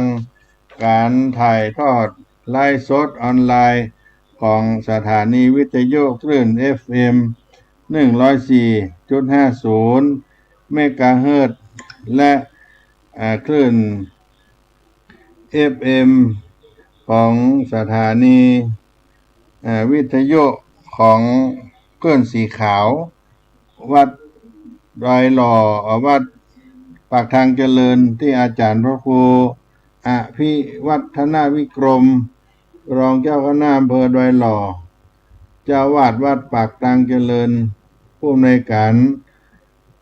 สถานีวิทยุธรรมะคลื่นสีขาวเพื่อชาวประชาที่ได้ลิงก์สัญญาณออนแอร์รับสัญญาณไป28สถานีในจังหวัดเชียงใหม่เชียงรายลำพูนแพร่น่านพะเยาลำปางเหล่านี้ก็อนุโมทนา2สถานีใหญ่และออนแอร์ไปแห่ง28สถานีในครั้งนี้ขอบุญบารมีครูบาเจ้าได้ปกปักรักษามหามุลศรัทธาทั้งหลายตลอดถึงคณะสงฆ์ที่ได้น้อมสักการะบูชาในเจ้าวันนี้ได้รับบุญญาบารมีกันทั่วหน้าได้มีกรรมปรารถนาสิ่งใดก็ให้ส่งความมุ่งมั่นปรารถนาขอกราบขอบพระคุณตลอดถึงพระมหาเถรานุเถระพระเดชพระคุณพระธรรมเสนาบดีเจ้าคณะภาค7พระธรรมวชิระโกศลที่ปรึกษาเจ้าคณะภาค7พระธรรมเสนาบดีเจ้าคณะภาค7วัดพระธาตุดอยสุเทพราชวรวิหารพระธรรมวชิระโกศลหลวงปู่เจ้าภาพเก้าในการจัดงานในวันนี้ที่ขวางอนุสาวรีย์ได้บัญชาให้พระเถระในวัดศรีโสดาได้ร่วมจัดงานกับคณะกรรมการวัดศรีโสดากองทุนน้อมรำลึกครูบาเจ้าศรีวิจัยพระเดชพระคุณหลวงพ่อพระเทพปริยัติเจ้าคณะภาคที่ปรึกษาเจ้าคณะภาค7วัด7ยอด พระอารามหลวงมหาโพธารามวัดเจ็ดยอดพระอารามหลวงพระเดชพระคุณพระภาวนาธรรมภิรัตน์วิปัสสนาจารย์เจ้าคณะอำเภอเมืองเชียงใหม่วัดตะโพธารามลำเปิงหลวงพ่อพระครูโคสิทธิ์ปริยัตยาภรณ์เจ้าคณะตำบลสุเทพเขตหนึ่งวัดป่าแดงหลวงมหาวิหารท่านอาจารย์พระครูธีระสุตโพธิ์เจ้าคณะตำบลสุเทพเขตสองวัดผาลาดม่อนแสนสุขอำเภอเมืองเชียงใหม่ท่านอาจารย์บุญเปงปิยะธรรมโมวัดใหม่ห้วยทรายอำเภอเมืองเชียงใหม่หลวงพ่อขาวกันตาสีโลวัดโป่งน้อย อำเภอเมืองเชียงใหม่อาจารย์พระโคสมุบนเลิศชยบังโสวัดอุโมงค์สวนพุทธธรรมอาจารย์พระโคสมุวิสุวัตวรกิจโจส่งพิธีกรรมและถ่ายทอดวิทยุโดยวันนี้วัดฝ่ายหินตำบลสุเทพอำเภอเมืองจังหวัดเชียงใหม่และก็มีท่านอาจารย์เจ้าวาดวัดช่างทองพระอธิการปรีชาภูริปัญโยเจ้าอาวาสวัดช่างทองพระครูสังฆลักษณ์นัทธิพัฒน์นัทธกาโลเจ้าวาดวัดโชติกุลสุวรรณารามวัดหมู่บุญอันนี้ก็เป็นสงฆ์ในพิธีพระเถรานุเถระในตำบลสุเทพตำบลจังเผือกที่ได้นิมนต์กันมาแต่เดิมก็ได้สืบทอดกันมาจนถึงวันนี้ได้โปรดเมตตาเจริญพระพุทธมนต์ฉันภัตตาหารเจ้างานทำบุญมุทิตาลำลึกครบรอบการคล้ายวันเกิดชาติการ148 ปีครูบาเจ้าสลีวิจัยตนบุญแห่งล้านนาไทยวันนี้วันที่11 มิถุนายนพุทธศักราช2569เดือน9เหนือลง11ค่ำเวลา7:29 นาทีที่ขวางอนุสาวรีย์ครูบาเจ้าสลีวิจัยหมู่บ้านน้ำตกห้วยแก้วหมู่2วัดสลีโสดาที่นี่อยู่ในตำบลสุเทพอำเภอเมืองจังหวัดเชียงใหม่และท่านนายอำเภอวรสวิสิตศิลป์นายอำเภอเมืองเชียงใหม่ท่านนายกเทศบาลเมืองตำบลสุเทพท่านสุรเชษฐ์ท่านนายกสุรเชษฐ์ตาคำมาในสถานีตำรวจและก็อุทยานแห่งชาติดอยสุเทพปุยและก็มีป้อกำนันอำนวยตำบลสุเทพผู้ใหญ่บ้านในตำบลสุเทพข้าราชการหน่วยงานพ่อค้าประชาชนตลอดถึงผู้ที่ได้มีส่วนเกี่ยวข้องทุกท่านที่ได้มาวันนี้ขออนุโมทนาสาธุการในบุญบารมีด้วยกันที่ได้น้อมถวายเป็นทานแก่ท่านเจ้าครูบาสลีวิจัยที่คณะสงฆ์วัดสลีโสดาพระอารามหลวงคณะศรัทธาบ้านน้ำตกห้วยแก้วกองทุนน้อมรำลึกครูบาเจ้าสลีวิจัยได้ช่วยกันจัดถวายอุทิศแด่ครูบาเจ้าสลีวิจัยและศรัทธามหาชนพุทธศาสนิกชนทั่วโลกร่วมเป็นเจ้าภาพด้วยกันในวันนี้ด้วยในชาติการ148 ปีครูบาเจ้าสลีวิจัยตนบุญล้านนาไทยที่วัดสลีโสดาขวางอนุสาวรีย์ครูบาเจ้าสลีวิจัยหมู่บ้านน้ำตกห้วยแก้วปากทางขึ้นดอยสุเทพในวันนี้ก็นับว่าผู้มาทำบุญนั้นอิ่มบุญอิ่มกุศลโรงทานต่างๆ22 โรงทานญาติโยมวันนี้22 โรงทานก็นับว่าเป็นโรงทานที่นักเหมือนกันวันนี้บางท่านมาทานโรงทานมาร่วมงานฉันเจ้าลวดฉันเพลแล้วก็ศรัทธาก็กินข้าวเจ้ากินข้าวตอนโดยห่อไปโดยเฉพาะสำนักงานคุมประพฤติมา60 ท่านคนมาร่วมกันแล้วก็ได้กินข้าวป่าอาหารจากโครงการของพ่อแม่ศรัทธาทั้งหลายที่ได้มาร่วมกันในวันนี้ก็เป็นมหาทานคุณบุญญาบารมีครูบาเจ้าได้ปกปักรักษาขออาราธนา บารมีแห่งครูบาเจ้าได้มาปกปักรักษาให้ได้อยู่เย็นเป็นสุขที่มูลศรัทธาข้าเจ้าทั้งหลายโยสันนิสินโนวะละโพธิมูเลมาลังสะเสนังมหันติงวิจโยสัมโพธิมากันจริงอนันตัญญโนโลกุตตโมตังปนมามิพุทธังตังปนมามิธัมมังตังปนมามิสังฆังที่เขาได้ไหว้ได้ถวายทานครูบาเจ้าศรีวิจัยเจ้าตนบุญอุ่นเมืองแห่งล้านนาไทยในเจ้าวันนี้ได้ถวายสักการะเพื่อได้เป็นที่กับที่ไหว้ในอนุสาวรีย์ครูบาเจ้าคนทั้งหลาย4 ทิศ 8 ทิศได้ใจสถานที่อนุสาวรีย์ครูบาเจ้าเป็นที่ได้ปั้มเป่งปาลามีในการยกยอตานแก่ครูบาเจ้าศรีวิจัยกาตะบุญยังอันว่าบุญกุศลทั้งหลายเหล่านี้อันมีมากก็ขอได้ถวายทานแก่ครูบาเจ้าศรีวิจัยตนบุญแห่งล้านนาไทยและขอปารมีครูบาเจ้าได้ห้ามตับฮับเสียยังสะปะมารสะปะภัยอุปัตตวะกังวลอันตรายต่างๆนานาที่จักมา4 ทิศ 8 ทิศ 10 ทิศจัตุติสาอัฏฐติสาทัสสะติสาและตวาติสะ12 ราศีอุปัตตวะเหตุขออย่าให้มาผจญได้มาผากพดครับมูลศรัทธาทั้งหลายมหามูลศรัทธาตั้งหลายได้สักการะได้ไหว้ของมีโชคมีใจมีลาภะมีอายุวันนะได้จำเริญไปดังคำมั่นคำปรารถนาไปทุกท่านทุกคนเนาะจะได้มาร่วมทำบุญในวันนี้ครูบาเจ้านั้นตามนานการซอตะกี้เพิ่นได้กล่าวภาคตเรื่องขันได้ไหว้ป่าละมี30 ตัดด้วยบางท่านก็ได้เคยไหว้เนาะกำไหว้ป่าละมีที่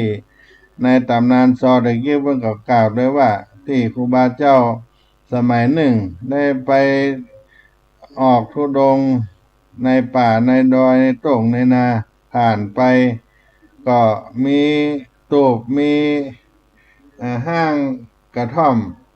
ที่หัวตั้งหางนาหัวโต่งหัวนานั่นมีหลังหนึ่งก็ได้หันใส่ห้างโต่งห้างนานั่นมีไฟไหม้ไฟมดดึงหลังแต่ก็เหลือที่ไฟบ่ไหม้อยู่เป็นคาที่มันมีไฟไหม้ท่านก็เข้าไปพอมันจะเป็นเหตุใดก็ได้ปรากฏหันเป็นใบลานเป็นคาถาปารมีเข้าจันที่เปื้อนเขียนไว้เอาเน็บไว้ที่ใจคาไว้เอากับท่านเจ้าครูบาศรีวิจัยก็เอามาอ่านดูเป็นปารมีเข้าจันปารมี30 ตัดศรัทธาทั้งหลายที่บางท่านก็อาจจะเคยได้ไหว้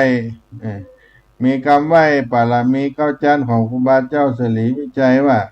สาธุสาธุสาธุพระปัญญาปารมี30 ตัดสาธุพระปัญญาปารมีวังแวดล้อมวิริยะปารมีล้อมระวังดีศีลปารมีบังหอกดาบเมตตาปารมีผับแป้ตั้งปืนตาหน้าปารมีให้เป็นผืนตั้งต่ออุเบกขาปารมีให้ก่อเป็นเวียงสัจจะปารมีแวดระวังดีเป็นใต้เป็นไม่ใต้ขันติปารมีกายเป็นหอกเป็นดาบบังหน้าไม้และปืนไฟอธิฐานะปารมีผ่านภาพไปทุกแห่งแข่งแรงผายภาพฝูงหมู่มารปีสางภายเพศทุกทวีพบทีบปั้งป้ายหนีนางธรณีอัศจรรย์โสเสมือนผันอยู่ข้างน้ำหน้าตีนองกว้างต่อกว้างแตกตีฟองหน้านองนั่นเนือกเป็นข้าวตอกดอกไม้ถวายปูจาผ้าแก้วแก่นไทยสตันพระพุทธังเลยยุ่งมาผายโพดอนุญาตโทษผู้ฆ่าแต่ดีหลีแม่ธรณี ออกมารีดผมอยู่ที่ข้างทาดจ้างให้ขายขจังงาซับดินป่นน้ำนาตีลงพัดผายคอพายฮักตบเต้าพญามารอัดอ้าวปุ่นกัวกับยอมือขึ้นทุนหัวใส่เก้าผู้ข้าได้ชื่อว่าลูกศิษย์พระพุทธเจ้ามีบุญสมปานนั้นมากนักพระพุทธเจ้าจึงจักตั้งปาละมีไว้เข้าจันไว้ตั้งหน้าก็ได้เข้าจันไว้ตั้งหลังก็ได้เข้าจันตั้งแต่หัวแผ่วตีนก็ได้เข้าจันตั้งแต่ตีนแผ่วหัวก็ได้เข้าจันแสนว่าเข้าจันแสนว่าพวกปืนจักมาเสมอเหมือนฝน150,000ก็มาใกล้ได้ไว้ว่าพุทธกุณังธรรมะกุณังสังฆกุณังพุทธอินตาธรรมะอินตาสังฆอินตาอัสสะอัปแม่ธรณีผู้อยู่เหนือน้ำผู้อยู่ก้ำแผ่นดินกันข้าได้ละนึกกึดถึงคุณพ่อคุณแม่พิตามารตาครูบาอาจารย์คุณแก้วเจ้าทั้ง3ประการมีพระพุทธพระธรรมพระสงฆ์เป็นตั้งคุณแดดคุณฝนคุณลมคุณกุศลาเจ้าก็ดีคุณพระตนภาวนาก็ดีนางอุตราก็ดีคุณแม่ธรณีก็ดีจุงมารักษากำหน้ากำหลังต่อข้าพระเจ้าในค่ำคืนยามนี้เดเตอร์พุทโธพุทธังรักษาธัมโมธัมมังรักษาสังโฆสังฆังรักษาก็เป็นกรรมไหว้ปารมีเข้าจันเอามาปั่นฝากพี่น้องท่านผู้ฟังในธรรมะยามบ่ายในวันนี้ตัวนอภาคกันสักกรรมก่อนนอ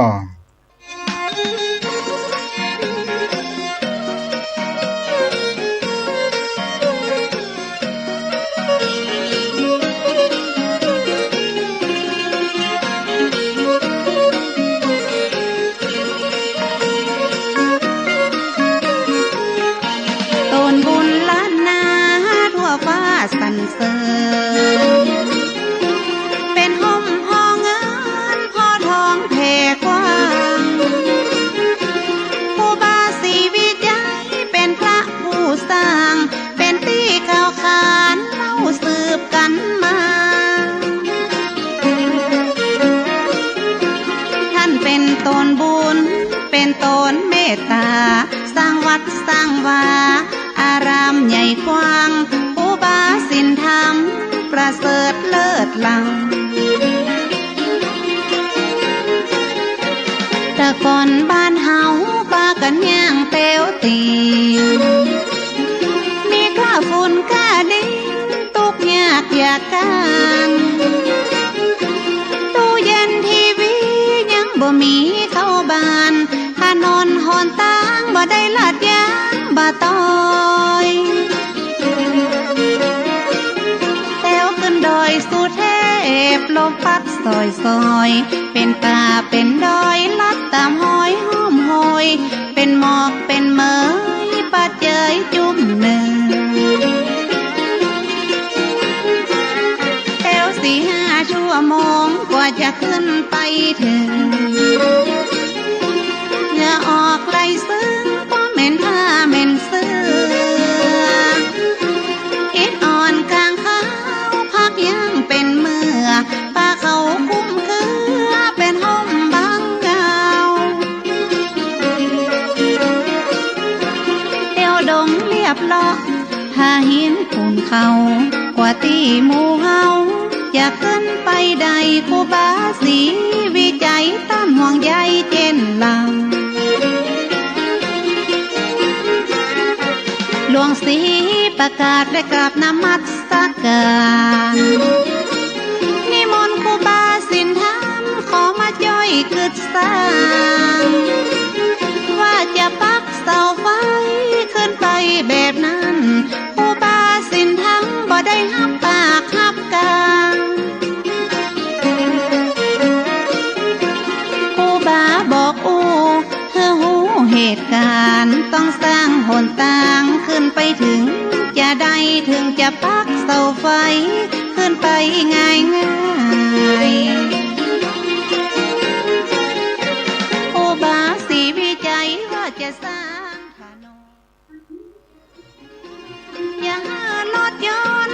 ขึ้นบนหือได้หลวงศรีประกาศยกมือสาขึ้นไหวว่าเฮาบ่มีเครื่องไว้เครื่องใจรุนแรงอย่าเอาหยังมาพูดปืดหินดินแข็งบ่มีเงินแสนเฮาตึงแป้งบ่ได้ครูบาเจ้าศรีวิจัยท่านตึงบ่ไหวบ่วันแต่ว่าบุตรว่าดาตึงจะมาจ่อยแปลงห้องใจห้องแห้งจ่อยกันคึดกันสร้างแต่บ่มีเงินเป็นแสนเป็นล้านจ่อยกันคึดสร้างมันตึงจะใหญ่ขึ้นมาได้ปฐมมาเลิก10 นาฬิกาที่9 พฤศจิกา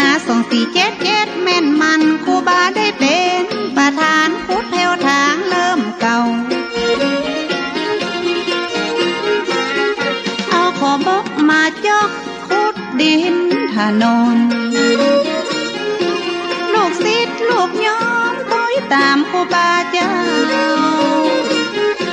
ฟันบากทากทางต้นไม้แดงไม้เป่าห้อมห้อยภูเขาเป็นเขตเป็นแดงกำมีดมุยขอบกมาจกแผ่นดินแข็งปันเขตปันแดนคนละเล็กละน้อยปันตาปันหอยลัดขึ้นดอยมุ่นจริงจ้อยกันทุทากบะหินบะพาพาลาตกมาไผ่ตึงบะใจหินตึงผัวตึงเมียไข้หัวนั่งยิ้มพาลาตกกิ้งไผ่ตึงบะจมสักกา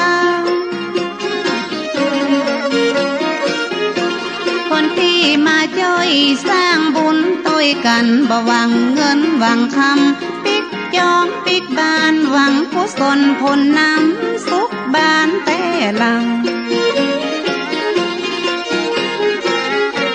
ระยะเริ่มสร้างคนก็สร้างบ่หลายห้องเลี้ยงวัวเลี้ยงควายทำนาเกี่ยวข้าวเจ้าแก้วนวนัทก็เป็นห่วงแต่แล้วสงสารครูบาเจ้ากลัวจะเสร็จบ่ตานเจ้าแก้วนวนัทเป็นห่วงเป็นหามกลัวว่าหนทางบ่ลุล่วงไปนะสงสารครูบากลัวว่าจะเดือดร้อนครูบาต้านเจ้าว่าบ่เดือดร้อนยังบ่มานบ่นานคนจะไหลมาคอนคนจะหลั่งไหลพากันมาตัวห้องถนนจะต้องเสร็จภายใน6 เดือนคนป่าละมีตึงบ่มีในเหมือนผู้คนพลละเมืองไล่กันมาร่วมสร้างตัดไม่บงไม่สร้างแปลงปลาลำโหสร้างกะเลียงเงี้ยวห่อไตลวะไตเขินมาช่วยกันสร้างถนนยิ่งใจหนุ่มเท่าลำพูนลำปางเมืองฝางเมืองเป้าแต่น่านพะเยาเจียงแสนเจียงไฮ้ปะลองมูเสอมาเป็นเส้นเป็นสายคนยองคนไตหลายจองหลายบ้านช่วยกันเที่ยวคนตาเหงื่อไหลไข่ยองเอาขอบกมาจอกบะหินบะพาตาใน10 ว่าวัดมาเป็นทอยตามเจตนาป้อนานป้อน้อยคนหลายพันหลายร้อยมาช่วยกันสร้างผลตาห้องก็เกียมกับข้าวจีนปลาอาหาร แบ่งมาปันกินกันว่าอันสนุกสนานบ่เหน็ดเหนื่อยเมื่อยล้าระยะหนทาง11 กิโลไป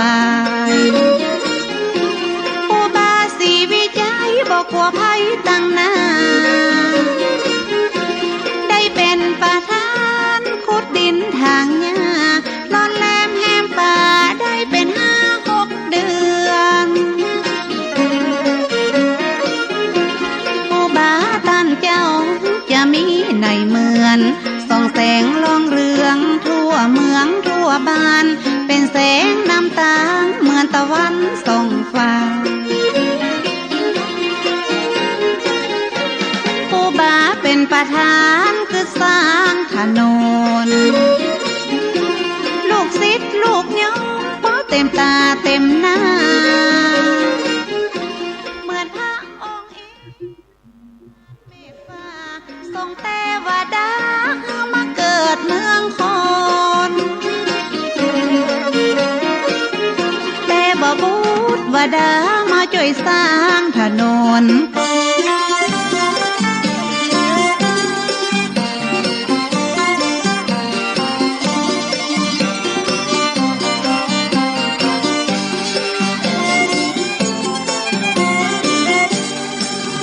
ต้นบุญ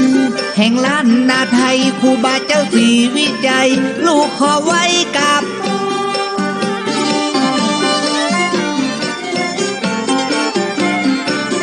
ปิกมาสู่เมืองบุญเมืองละปูนบ้านปางครูบาสินธรรมได้ลั่นว่าจะบ่ขอปิกมาเหยียบย่ำเจียงใหม่เห็นว่าน้ำปิงบ่ไหลขึ้นแก้กานาแม่นาถึงบ่ยอมขึ้นมาเหยียบแผ่นดินเจียงใหม่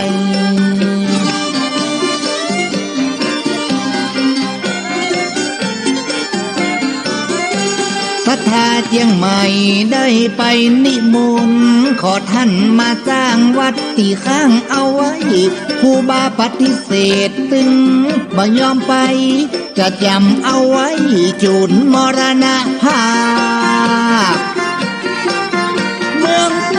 เจ้าหลวงองค์สุดท้ายของเมืองละปูนได้นิมนต์ตนบุญมาพำนักวัดเจ้าแม่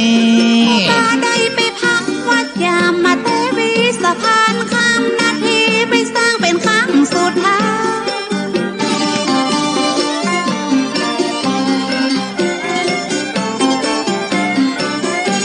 สะพานข้ามน้ำปิงสะพานศรีวิชัยละปูนเจียงใหม่เป่งตั้งไว้หากันสร้างสะพานละปูนไปพดสันป่าตองเจ้าบ้านเจ้าจองได้เดินสัญจรตึงวัน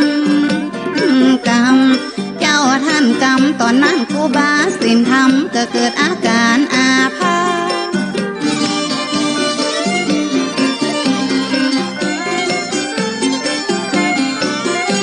ร่างกายสังขารก็เริ่มพ่ายพร้อมสังขารสั่นคลอนบ่เที่ยงบ่มันไปพำนักวัดยามมาเตวีแถมน้ำจะกลับสู่วัดบ้านปางก่อนสังขารจะขาดอินทรีย์ต้องกับวันที่20 เดือนกุมภาพันธ์ที่มี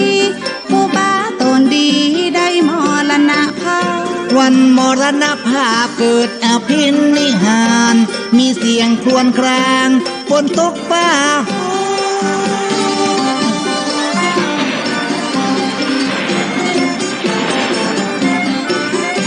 เหมือนกับวันเกิดป้าก็ดังกึกก้องอายุครูบาก็ได้60 ปีพระสังฆราชได้มอบเงิน60 บาทก็ซ้ำมาตรงอายุครูบาพอดีนี่แม่นี่พร้อมกับสายนาทีไหลขึ้นปิงเกียงใหม่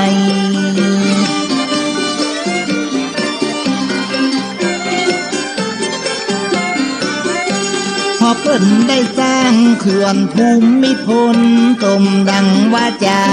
ครูบาว่าไว้ตราบใดน้ำปิงยังไหลล่องใต้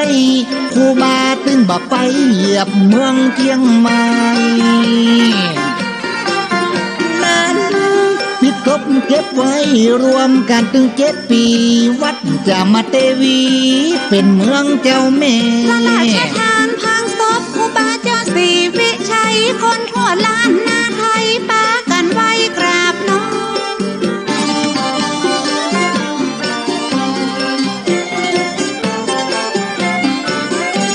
บุญบา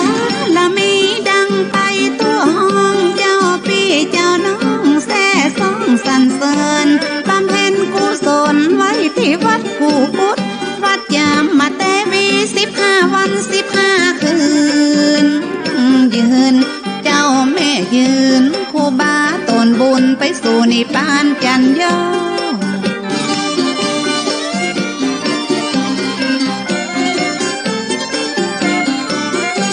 พี่น้องไตละไตลือไตยองเจ้าบ้านเจ้ายองน้ำตาพ่อยอดนึกถึงครูบารักษาให้อยู่รอดคนไปในไปนอกมานักเหลือขนาดนอนายพระราชทานทางศพครูบาเจ้าศรีพิจัยนักบุญล้านนาไทยตนบุญวิเศษ อัฐิธาตุครูบาเจ้าศรีวิจัยแบ่งเป็นส่วนเอาไปไว้6 ที่แบบนี้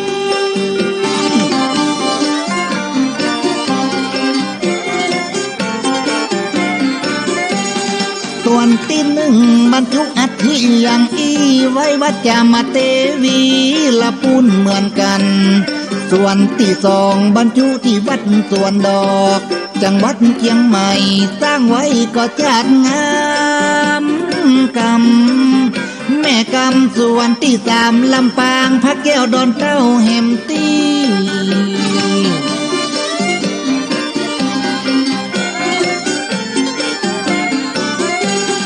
ส่วนที่4ไว้วัดสีโคมคำวัดพระเจ้าตนหลวงพะเยาวัดต้องเอียง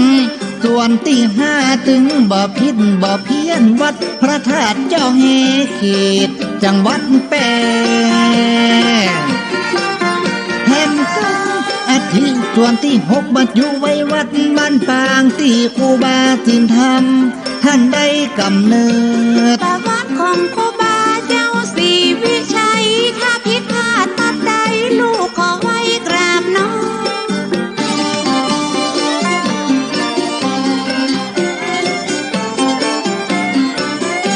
จันสวยควันเมืองหูพองบ่หูพองเจ้าพี่เจ้าน้องไปเล่าหน้าจากวัน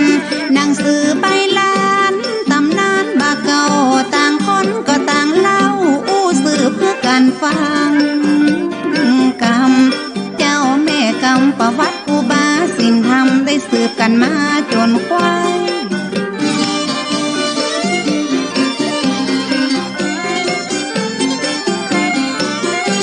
สารูปครูบาได้ตั้งเป็นอนุสรณ์ไผหันไผมองยังได้ไปสากราบไหว้ตั้งขึ้นโดยสุเทพได้ประดิษฐ์ตั้งไว้ไผมาไผไปยังได้ไปสาไปกราบปู่ตาจันสวยควันเมืองลูกขอยกมือสานักบุญล้านนาตนบุญวิเศษบุญปาละมีพกแผ่กระจายคนทั่วล้านนาไทยปากันไว้กับ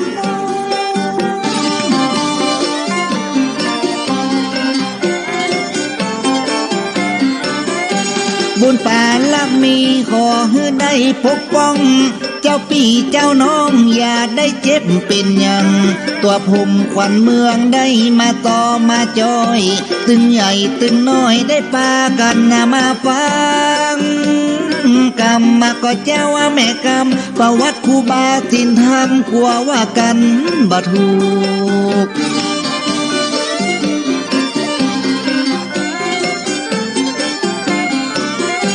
ตัวผมขวัญเมืองขอยกมือสาปู่ป้าเอาอาบอกว่าหลานว่าลูกกำตอตัดใดว่าไปบอกให้ถูก ตึงหลานตึงลูกขอภัยจะไปเล่าท่าน